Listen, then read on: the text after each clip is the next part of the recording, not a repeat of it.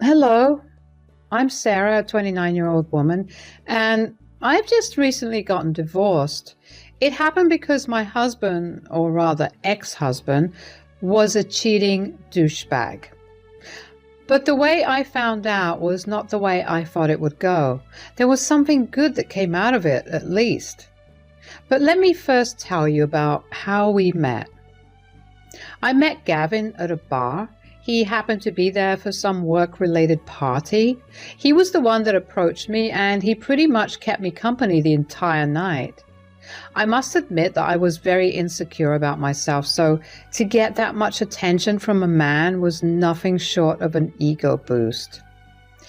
Anyway, after we met for the first time, we went out on a couple of dates. I found out that he was 6 years older than me, but I didn't mind that because I had always had a thing for older men. He was also surprisingly a lot more charming than he was at the bar.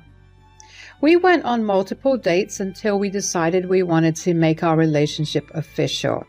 Before I continue, I should tell you that my big dream has always been to own my own place. My parents lived way too far away for me to live with them, and I didn't want to always live on a lease. My parents helped me with half the down payment while I worked my butt off for the other half. Anyways, Gavin and I dated for around 2 years before we decided to tie the knot. Our wedding was a pretty small affair, with our guests being only our closest friends and family, and we loved every bit of it. Our relationship thrived after we got married. Never in a million years had I thought that Gavin was thinking of or even capable of cheating on me. Another thing I do want to say is that Gavin's mother, Eleanor, and I had a really good relationship. She always told me that I was like the daughter she never had. Every time I went over, I was pampered senseless by her. It was even more amazing to have her as a mother-in-law because she helped me feel better about the distance I had between my parents. She made me feel like I still had my mom with me. So when I finally had saved up enough to pay the down payment for a house, and I did purchase a house, the first people I celebrated my milestone with were Gavin and Eleanor. Both of them were really happy for me, and I was glad I had good people by my side. The only weird thing that happened was Gavin being adamant about being the one to create copies of the house keys. I didn't think much of it because I just thought that Gavin wanted to lighten my workload or something. I don't know, it's dumb, but that's just how I rationalized it. The next year, Gavin and I lived blissfully. We had a whole house that we could decorate and design however we wanted to. Gavin and I took up several renovation projects that I thought brought us only closer because it entailed spending a lot of time together. Essentially, I thought our relationship was going great. And then, one day, Eleanor called me out of the blue. "Hi, Sarah." "Hey, Eleanor, what's up? Why the sudden call?" I don't know how to put this nicely. I have some rather shocking news. Do you think you could be seated for this?" "Seated? What's wrong? Are you okay?" Yes, I'm okay. I just know this will devastate you, and I need you to not hurt yourself." "Eleanor, you're scaring me. What's going on?" "Okay, so I happened to overhear Gavin talking to someone on the phone the other day when you guys were over for brunch. He seemed to be speaking very lovey-dovey with them. I knew it couldn't have been you because, well, why would you guys speak on the phone when you were in the same place?" "Oh, well, I started snooping through his stuff. I know it's not right, but I just didn't want my son to be a cheater. I made up some stupid excuse and managed to get access to his email. I managed to find out that he has been cheating on you with 2 other women." "What? How? How could he do this to me?" "I'm so sorry that this is happening to you. I know it's barely any consolation, but I'm super ashamed of Gavin. I'm just so broken right now. Why would he do something like this? Wasn't I enough for him? He had to go and cheat with not one but two other women? Oh, honey, that's not the case at all. No one deserves this, and neither do you. But I'm afraid it does get a little worse. What could possibly make this situation any worse? Well, it turns out that Gavin made copies of your house keys and gave them to his affair partners. My world was spinning around me. What was going on? I wanted to yell at Eleanor. No, that was not right. I was angry, but I was not angry at her. I was angry at Gavin for ruining something so perfect and to defile my house in such a manner. I wanted to obliterate him. This was the last thing I had expected from him. He knew how hard I worked to own my own place. How dare he do that to me? A million thoughts raced through my head. I didn't know how to feel because my emotions were a mess too. Nothing was making sense, and in all seriousness, I wanted to talk to Gavin about this and see what he had to say. There was no doubt in my mind that Eleanor was lying to me. Eleanor loved me way too much to do that to me. If anything, it was because she loved me that she was telling me about her cheating son itself. Sarah, darling, are you there? Oh, yeah, I'm here. Sorry, I'm just processing everything. I don't know what I have to do or even what I want to do. I'm just so angry and hurt. I may have an idea if you're up to it. Oh, what is it? What if we take a little revenge on Gavin? Then you can divorce him and leave him in the streets for all I care. I love it.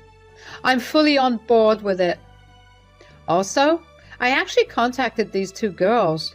Turns out neither of them knew of the other, and they definitely had no idea that he was married too. So that scumbag was cheating on 3 people at once? That's a new low, even for him.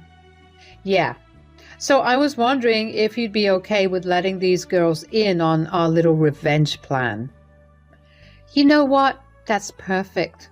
Gavin has a weekend business trip this weekend to the other side of the city. At least I hope it is. I cross-checked with both of them, and neither of them has any plans with him anytime soon. Great. I'm hoping there isn't another mistress, but invite the other 2 over and we'll discuss the plan. Eleanor and I talked for a little while more. She could tell I really needed a shoulder to cry on, although I hadn't yet begun to cry. I guess my brain was still in shock and I was going to take some time to react, or I was just completely numb by the new information. Either way, I was still a mess. My emotions kept shifting from anger to sadness to hurt. Eleanor helped calm me down a little. She also helped me figure out how to treat Gavin normally until his business trip. I knew it would be a hassle. If I was this unstable with Eleanor, how would I maintain my composure in front of Gavin? At the same time, deep down inside, I knew I had to do it because I had to make Gavin feel the panic and pain I had felt. When Gavin got back from work that evening, I treated him like I always did. Whenever he smiled or laughed, I wanted to punch him. When he kissed me goodnight, I wanted to wash my mouth off with acid. I was hurting so deeply that I didn't think I could actually ever feel that way. How could he cheat on me and then treat me like I was the most important person to him in the world? I cried myself to sleep that night, but I woke up the next morning and made myself look better. I couldn't let Gavin know that something was wrong. I bid him goodbye as usual. Eleanor called and asked if she and the girls could come over. I said they could, and within an hour all 3 of them were over at my place. When I saw the girls, I was kind of taken aback. Both of these women were young. One of them looked dangerously young. At that moment, I only hoped that she was legal and Gavin hadn't committed a crime. Eleanor greeted me with a tight hug. She was tearing up, and it took everything in me to not break down too. I invited them all in and we sat down on the couch to talk about how things turned out for us.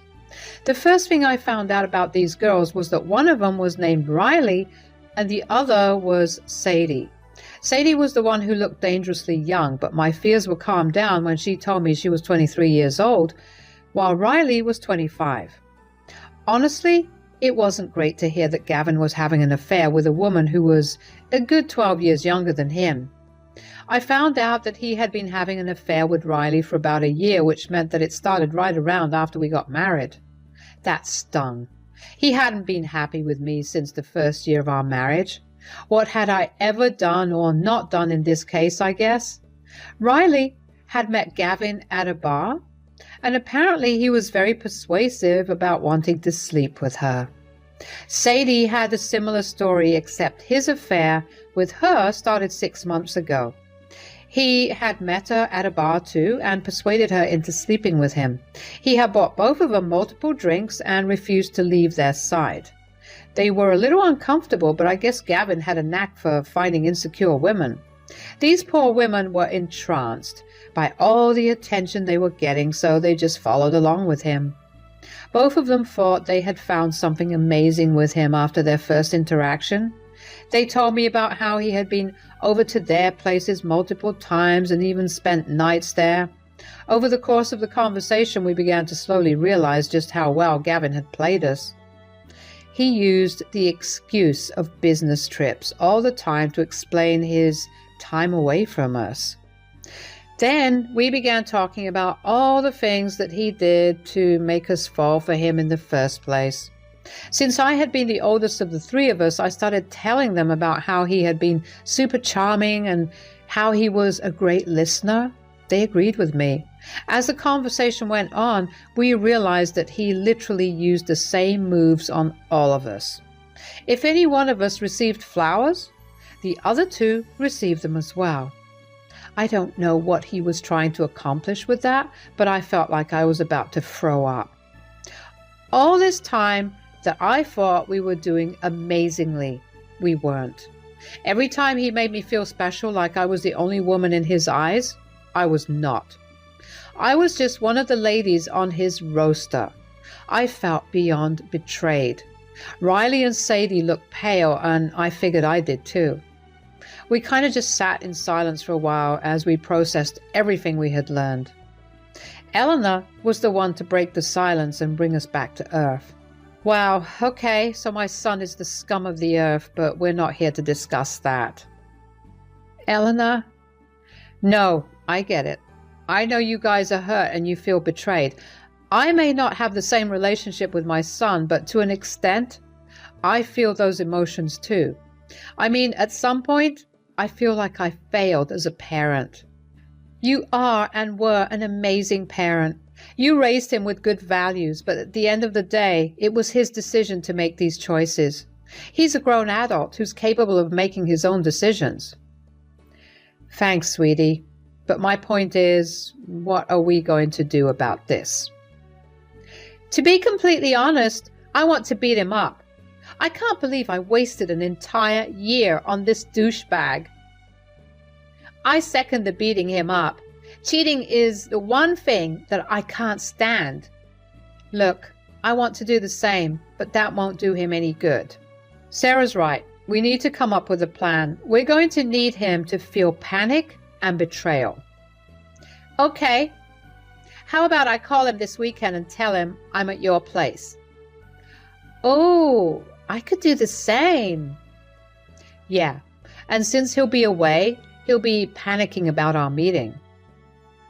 And what if he does manage to make it back home that night?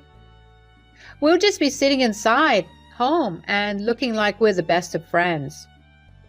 That's smart. That will definitely make him sweat even more. Yeah, then you can slap him with the divorce papers and we can, well, slap him if we feel like it. I won't stop you guys from doing that. And if it's any consolation, we signed a prenup. So when we get divorced, he'll literally have nothing. That makes me feel really good. He deserves nothing, and I'm glad he'll get what he deserves. Good. Now we have a plan in place. Sarah, let's get your divorce filed and then we'll work out the rest of the plan. We still had about 2 days till Gavin's trip. I don't know where I got my self-control or my patience from, but I was grateful that I had found it. I managed to keep the act up regardless of every instinct I had to confront him. I stopped crying because, as messed up as it seemed, I guess it felt a little nice to know that I wasn't in this all alone. There were other women who were hurt too, and if not for myself, I knew I needed to avenge these women. Riley, Sadie, Eleanor and I had created a group chat. We kept each other updated there. I wasn't worried about Gavin snooping through my phone because he had never shown any interest in anything I ever did, which I now realize might have been because he was too busy cheating on me. Anyways, whenever Gavin left for work, Eleanor would come over and we go to the law firm and get the divorce filed and the papers printed. By the time it was time for Gavin's trip, everything had been set up. Sadie, Riley, and Eleanor came over about an hour after Gavin left. We all kind of just hung out and talked about how we were feeling. The girls shared the same sentiment of not feeling alone in all of this with me. I was glad that we all felt connected in some weird, messed up way. Eleanor lent us a solid shoulder to cry on. I knew she was hurting too, but I was glad that she never put her hurt over ours, and that she recognized the difference between our hurt. I waited until Gavin texted me another hour later that he reached his location to give Riley the go. She then picked up her phone and called Gavin. She had the phone on speakerphone. Gavin sounded pleasantly surprised to see her call him. Riley acted all excited and told him that she was coming over in half an hour because she had a surprise for him. Gavin sounded a little frantic. He kept trying to convince her not to go, but Riley was adamant and told him that she would be there before hanging up. Sadie waited about 15 minutes before she called Gavin. Unlike when Riley called, Gavin sounded snappy when he picked up Sadie's call. He asked her what she wanted and she replied that she was 15 minutes away from the house. She told him that she would wait for him inside. If Gavin was just a little frantic before, now he was fully panicking. He once again tried to tell Sadie that he was out of town and asked her not to go there, but Sadie told him she walked long enough and she was tired and she just wanted to rest. She hung up the phone on him before he could get a word in. I have to admit, I felt this huge rush of adrenaline after this. Just the thought of how much Gavin must have been panicking sent a rush of happiness and satisfaction all throughout my body. I couldn't wait to see his face when he got back. Since the big part of our plan was done, we decided to make ourselves some drinks to make what was about to happen even more entertaining. When the drinks began to kick in a little, we all couldn't help but laugh at how stupid Gavin was to give both of them copies of the keys to my house, especially when I literally worked from home. Somehow and somewhere along that time that we waited for Gavin to return, we began to heal a little. We began to see the truth and accept the reality of Gavin, and it felt refreshing. About 2 hours after we had called Gavin, we heard his car pull up in the driveway. By that point, we were pretty tipsy and unable to contain our excitement. Eleanor had been the one who reminded us that we needed to act well.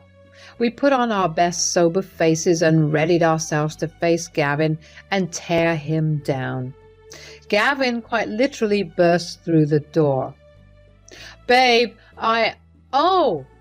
What's going on here?" "Oh, I invited your mom over."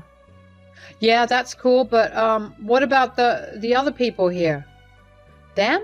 These lovely women showed up at my place and they seem to know you, so I invited them in." "You never told me that you had such a pretty wife." "Me either."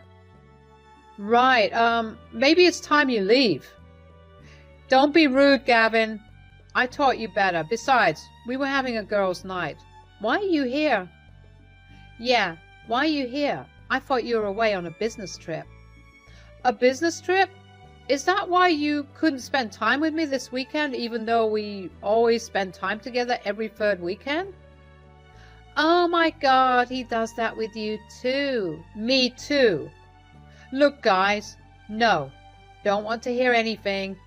I just want you out of my house. That's when I saw Gavin cry for the first time.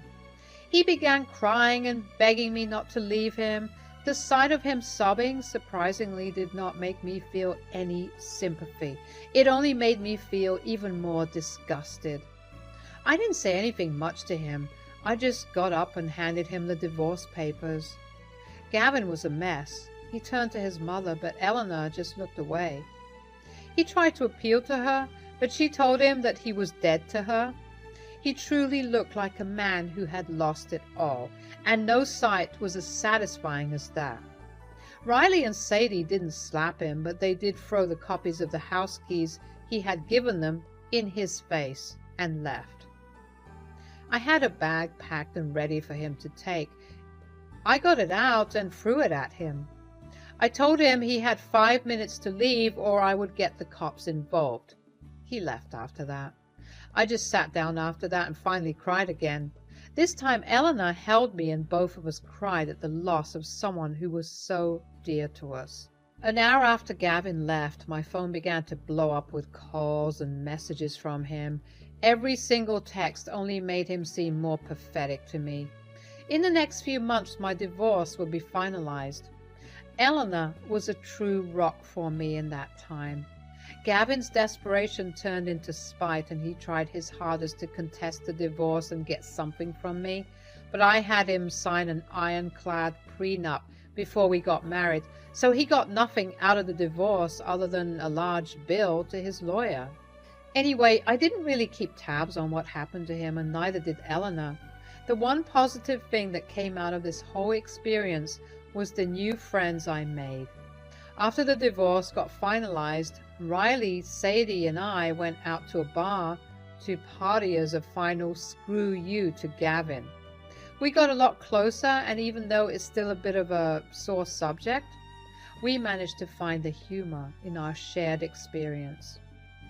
I guess the experience just showed me how life can take so many unexpected turns, but if you have the right people by your side, every unexpected turn can lead to something beautiful.